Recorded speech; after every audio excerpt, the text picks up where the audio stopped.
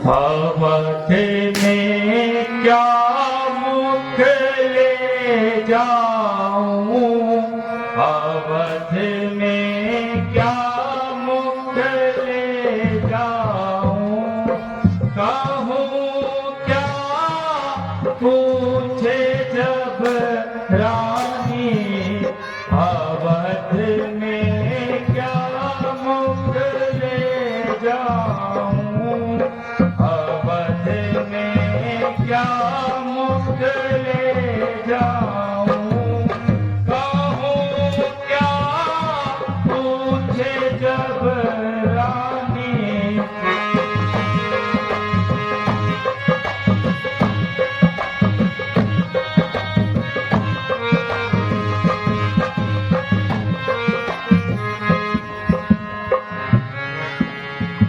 Ram Lakhan one को गए,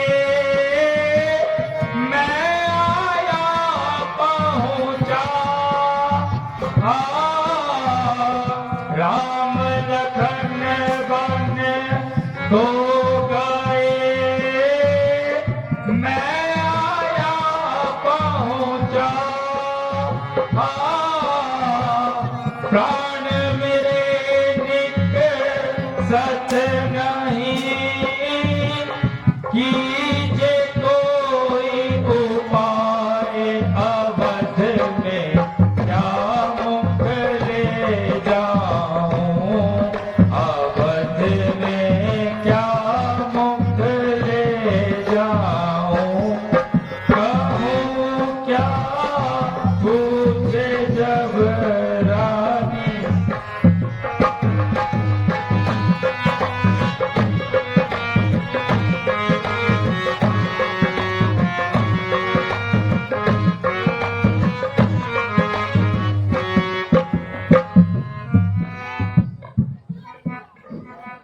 हाय, मैं अयोध्या को किस तरह लौटकर जाऊंगा। तीन बंधु माता कौशल्या मेरे से मालूम करेगी, उनको मैं क्या उत्तर दूंगा। हाय विधाता, जब माता राम लखन और जानकी के बारे में पूछेगी तो पता नहीं उनसे मैं कैसे मुख मिला पाऊंगा। हे प्रभु, यदि मैं आपकी कृपा का उसकी पात्र नहीं हूँ, क्योंकि मेरे लिए मृत्यु का दरवाजा भी बंद नजर आ रहा है। परमात्मा मुझे अधिक न सताओ और श्री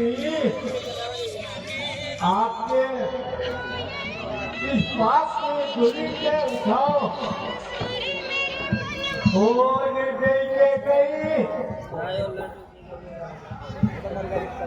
जिताया तू ले मेरा घर,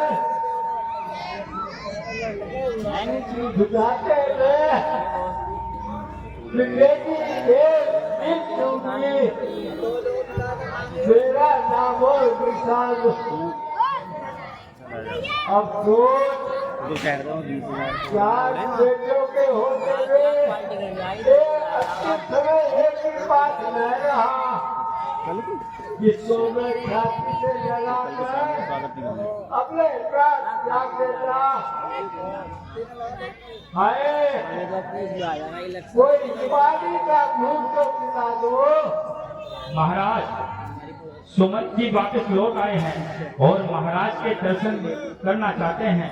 वह दरबार में आने के इच्छुक है। उन्हें तुरंत दरबार में ले आओ।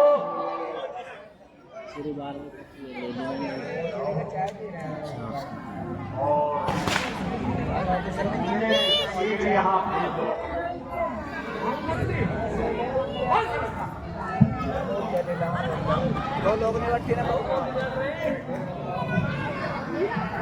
महाराज प्रणाम।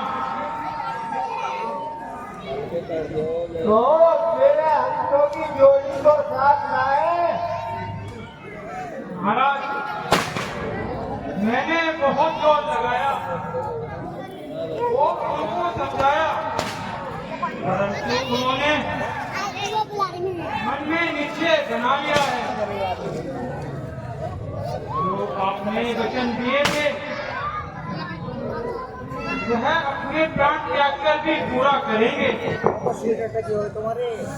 अब वह पूर्ण निश्चय कर चुके हैं कि 14 वर्ष बाद ही वह अयोध्या वापस लौटेंगे।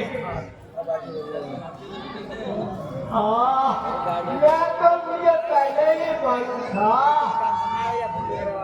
उनका वापस लौटना सत्य बहुत था।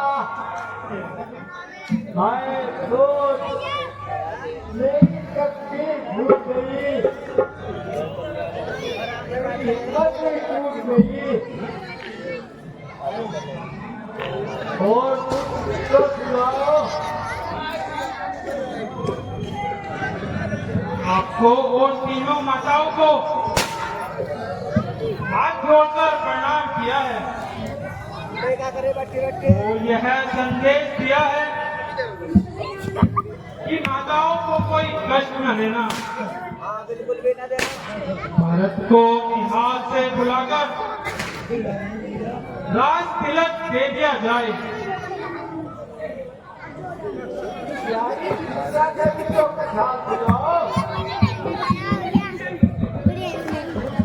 वह मुड़ मुड़कर अयोध्या की ओर देख रही थी और फूट फूटकर रोती जा रही थी। क्रोध के कारण उनकी आंखों का रंग उनकी तरह चमक रहा था, परंतु श्री राम ने हर समय उनको शांत कर देते थे। बेटा लक्ष्मण, बात करना मैं तेरा दोषी हूँ। प्यारे लक्ष्मण, मुझे क्षमा कर दो। दोषी अब मैं इस दुनिया से कूद कर रहा हूँ।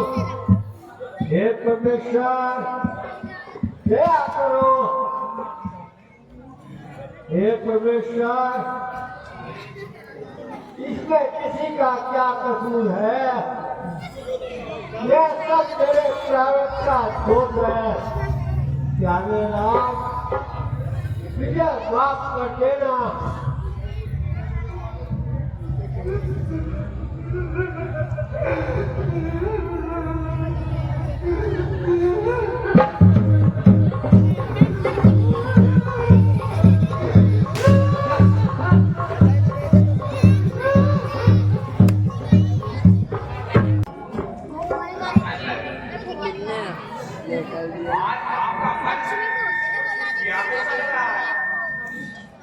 हाँ भैया, तुम्हारा कहना उचित है। क्या कारण है? चलिए मैं भी तो सुनता हूँ। भैया यह तो मैं स्वयं भी नहीं समझ पा रहा हूँ कि इस चिंता का क्या कारण है। माता जी,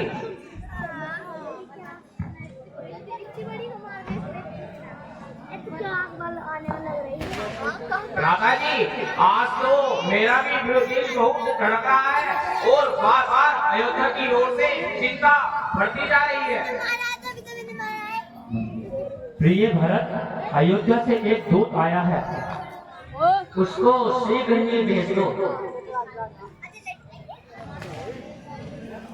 क्या वह कुशलता की खबर लाया है? हाँ, वैसे तो कुशल बतलाता है, परंतु कहता है कि तुम्हें जल्दी ही बुलाया है। आप तुरंत उस पर यहाँ पर ले आइए।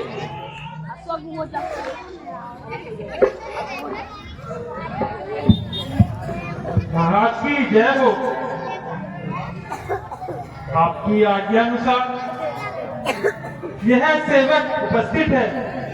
बताओ, अयोध्या से क्या संदेशा लाए हो? हाँ महाराज, मैं यहाँ पर संदेशा लेकर ही आया हूँ। वहाँ सब कुशल से तो हैं? ऐसा कौन सा जल्दी संदेशा लाए हो? हाँ महाराज, वैसे तो सब कुशल है, किंतु आपको जल्दी ही बुलाया है। पिताजी तो प्रसन्न हैं? हाँ महाराज, पर आपको जल्दी ही बुलाया है। भ्राता जी तो प्रसन्न हैं? हाँ महाराज, पर आपको जल्दी ही बुलाया है। माता जी तो प्रसन्न है? हाँ महाराज, पर आपको जल्दी ही बुलाया है। अरे तू सीधी तरह क्यों नहीं बात कर रहा है? हाँ महाराज, पूछिए क्या पूछते हो।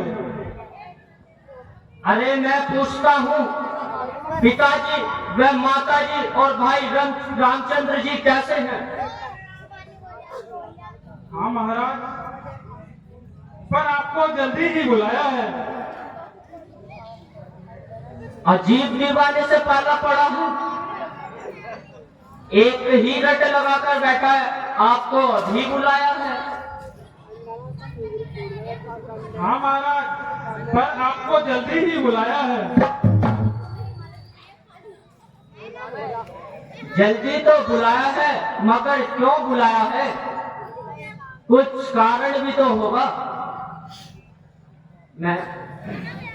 मैं भी तो कहता हूँ, आपको जल्दी ही बुलाया है। दादाजी, इस विवाद को यहीं छोड़ो और सीधे अयोध्या चलने की तैयारी करो। हाँ महाराज, चलो भैया।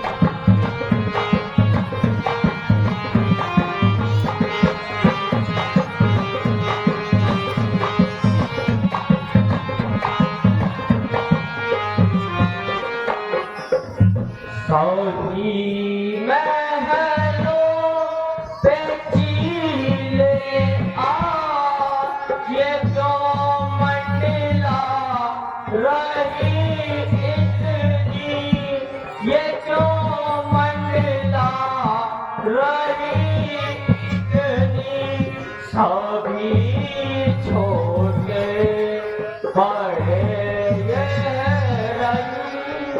मुझके सरकार कैसे है।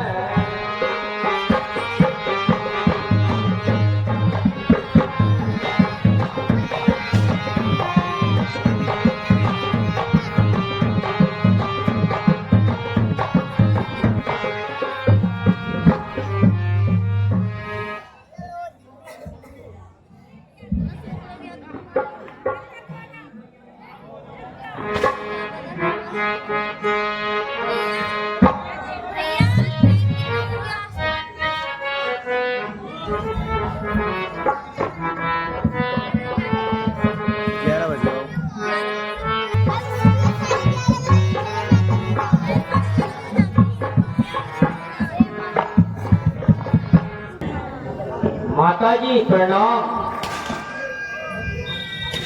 चिरंजीव रहो मेरे नौनिहाल। बेटा, तुम्हारे नाना मामा सब ठीक तो हैं? जी माता जी सब कुशल से हैं, परंतु मुझे अभी तक पिताजी के दर्शन नहीं हुए। एक तो रसीद काटने वाले वे कहाँ दे दो हैं? भाई। हैं? बेटा, ठीक है ना? पहले हमारा फोटो आ जाएगा इसमें यूट्यूब पर बना के फिर मैं धीरे आने चाहिए धीरे सबका। सब हाथ पता भी लगने बता दो। दूंगा। भाई रामचंद्र जी वह लक्ष्मण जी कहाँ हैं? बेटा, मैं कह तो रही हूँ कि धीरे धीरे सब हाल बता दूंगी। और जीवन है, मैं तुमसे पूछता हूँ पिताजी व भाई रामचंद्र जी व लक्ष्मण जी कहाँ हैं? लेकिन आप तो ढींगे आग रही हैं। पता नहीं ये धीरे धीरे किस बला का ये नाम है। वह भी जल्दी बुलाया है, दूध आया था और वह भी एक बाट की रट लगाकर बैठा था। आपको जल्दी बुलाया है, जल्दी बताओ माता जी, पिताजी वह भाई रामचंद्र जी वह लक्ष्मण जी कहाँ हैं? बेटा, तुम तो बहुत ही तेजी में आ गए। मैं कह तो रही हूँ कि धीरे धीरे सब हाल बता दूंगी। फिर वही धीरे धीरे की हद। माता जी खबरदार, जो दीवार मुख से यह शब्द निकाला तो मैं अपनी हत्या कर लूंगा। बेटा, सो तुम्हारे पिताजी स्वर्ग सिधार गए। क्या कहा पिताजी? हाय पिताजी।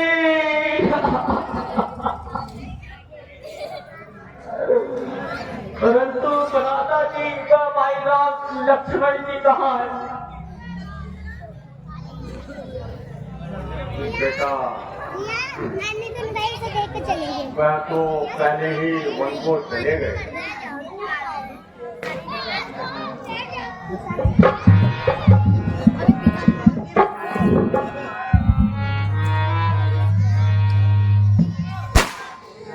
ये राम को वन क्यों दिया री?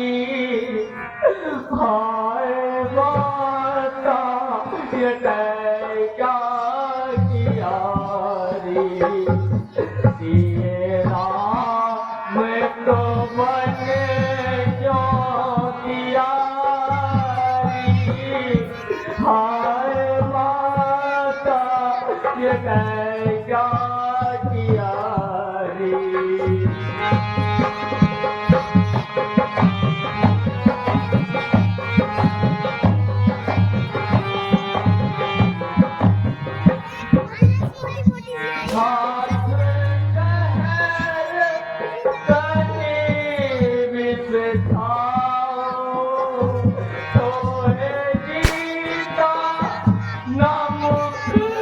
दिखलाओ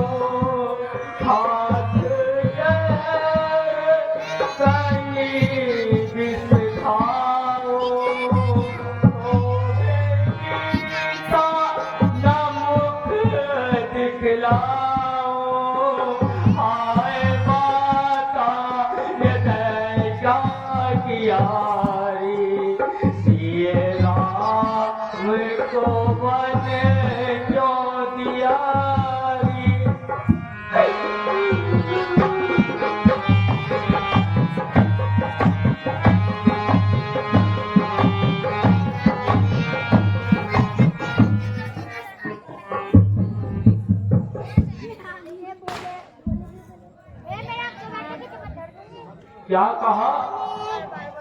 वह पहले ही बनों को चले गए। शोक है, अफसोस है।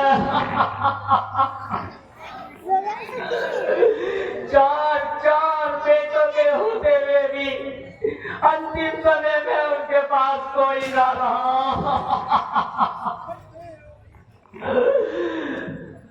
परंतु माता जी,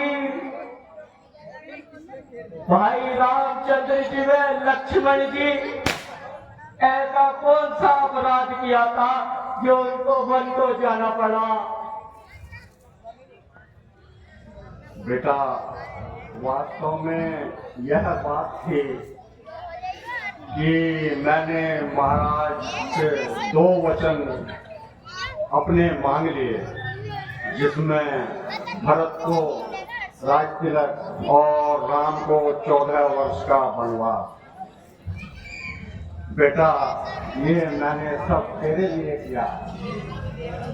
अब तू जाने या तेरा काम जाने बेटा।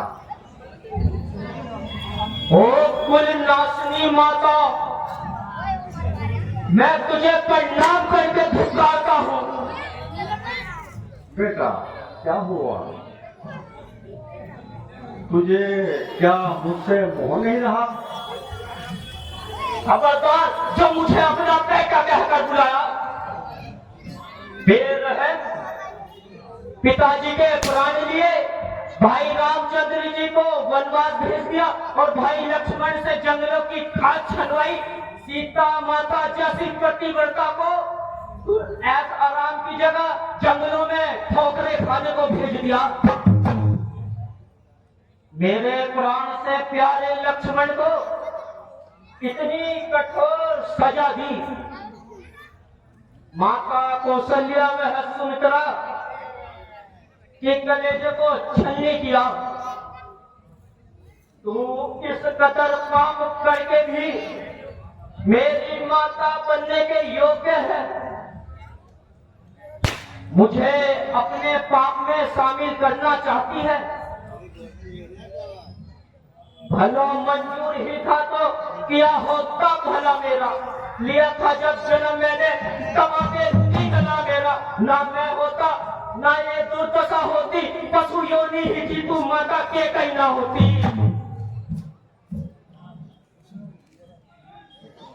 बेटा भरत, जो भी मैंने कुछ किया है वो सब तेरे भले के लिए ही किया है। खबरदार, जो मुझे बेटा कहकर पुकारा, मैं अपने प्राण अभी यही त्याग दूंगा।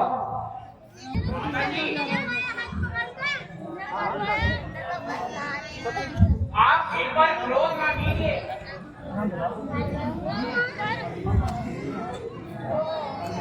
मेरे दिल में तो यह आता है कि इनको पाप कर दे, जो सारा पाप मिट जाए, जो ऐसे बच जाए घर से। नहीं भ्राता, नहीं, ऐसा पाप नहीं करते। मेरा भी मन कर रहा है कि मैं इसे सजा दूं, परंतु कहीं ऐसा करने से मेरे राम भैया मेरा त्याग ना कर दें। चलो भैया, यहाँ अब 1 मिनट नहीं ठहरते हैं। मैं राजकुमार भरत यह प्रतिज्ञा लेता हूँ, आज के बाद कभी भी इस भवन में नहीं आऊंगा।